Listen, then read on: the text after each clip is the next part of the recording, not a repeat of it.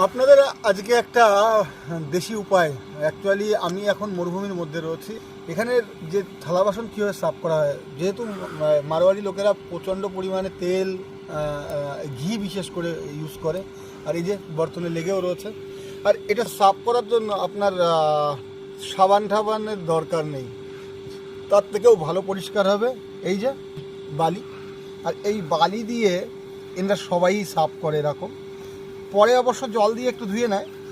বালি দিয়ে পুরো তেল কাস্টে বা ঘি যাই লেগে থাকুক, এর সম্পূর্ণ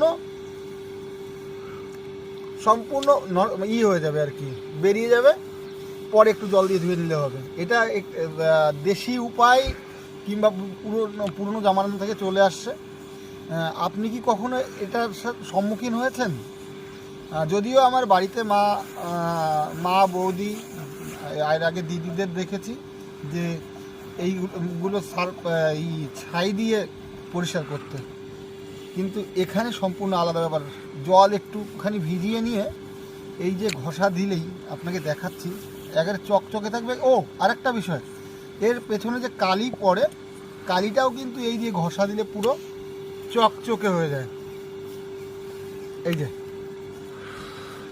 দেখুন, এতে শুধু একটু জলই দিতে হবে। এই যে তেল কাস্টে বা ঘি যা লাগা ছিল সব শেষ।